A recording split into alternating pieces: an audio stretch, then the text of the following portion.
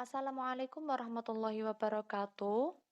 Kami dari kelompok 4 kali ini akan mempresentasikan materi tentang karakteristik perkembangan peserta didik usia SMP.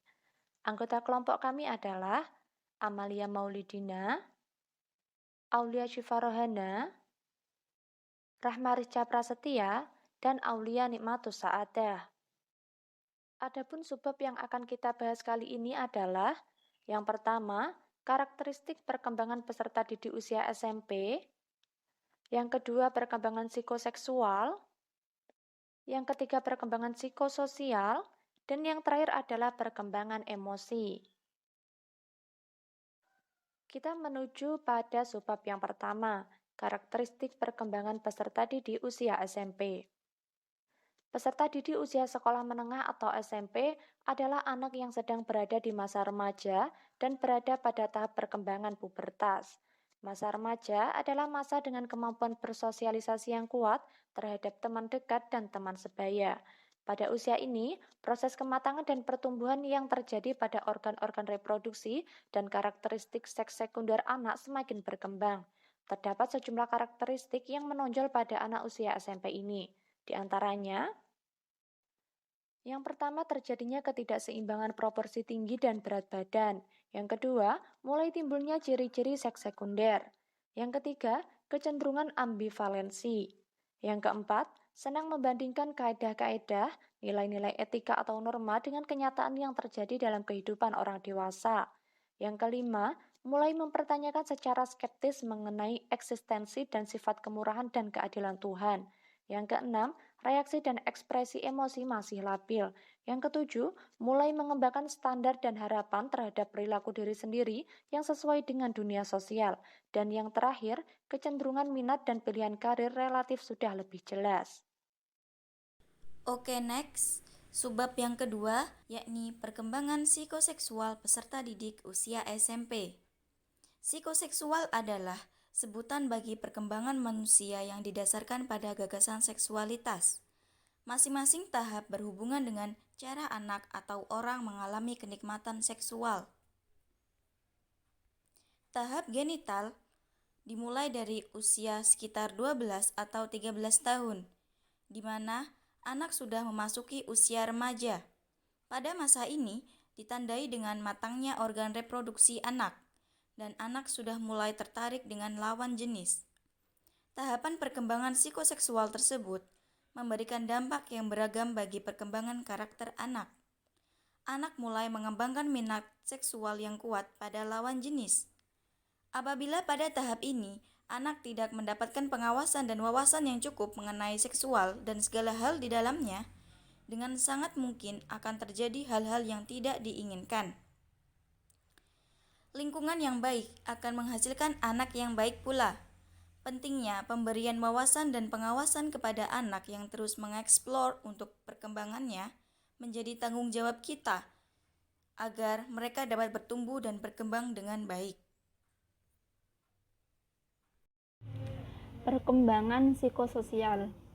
Menurut Oswald 2010, pada masa ini remaja menunjukkan beberapa ciri.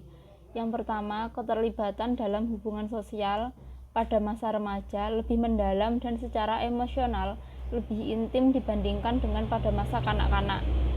Yang kedua, jaringan sosial yang sangat luas, meliputi jumlah orang yang semakin banyak dan jenis hubungan yang berbeda.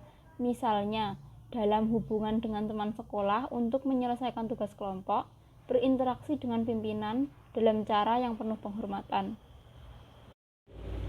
Menurut Erikson, dalam perkembangan psikososial, peserta didik usia SMP harus mampu menyelesaikan krisis yang terjadi pada masa remaja.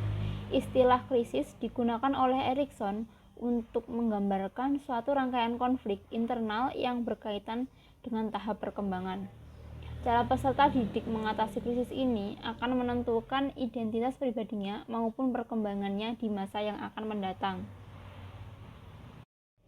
Pada usia remaja, Erikson memasukkan peserta didik jenjang SMP dalam tahap kelima, usia 12-18 tahun, di mana mereka mengalami beberapa konflik yang terjadi, yaitu disebut dengan identity versus role confusion.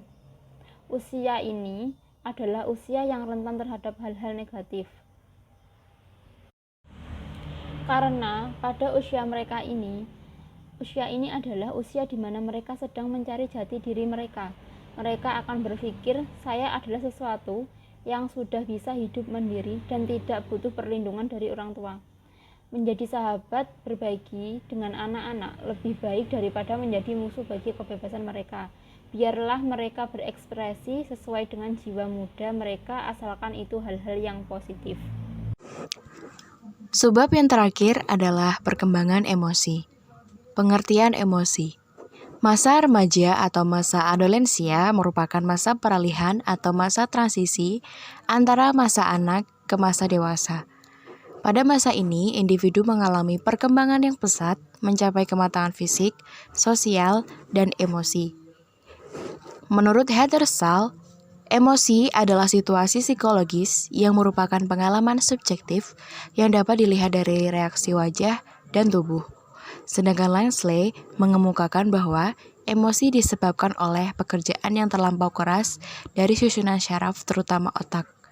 Misalnya, apabila individu mengalami frustasi, susunan syaraf bekerja sangat keras yang menimbulkan sekresi kelenjar-kelenjar tertentu yang dapat mempertinggi pekerjaan otak, maka hal itu menimbulkan emosi.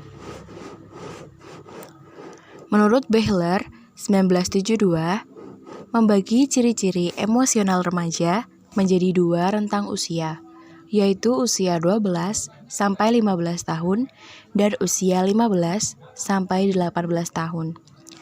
Yang pertama, ciri-ciri emosional usia 12 sampai 15 tahun. A. Cenderung banyak murung dan tidak dapat diterka. B. Bertingkah laku kasar untuk menutupi kekurangan dalam hal rasa percaya diri. C. Kemarahan biasa terjadi. D. Cenderung tidak toleran terhadap orang lain dan ingin selalu menang sendiri. E. Mulai mengamati orang tua dan guru-guru mereka secara objektif. Yang kedua, ciri-ciri emosional remaja usia 15 sampai 18 tahun. A. Pemberontakan remaja merupakan ekspresi dari perubahan yang universal dari masa kanak-kanak menuju dewasa. B. Banyak remaja mengalami konflik dengan orang tua mereka. C. Seringkali melamun memikirkan masa depan mereka. Demikian presentasi dari kelompok 4. Mohon maaf apabila ada kesalahan. Terima kasih atas partisipasinya. Sekian, wassalamualaikum warahmatullahi wabarakatuh.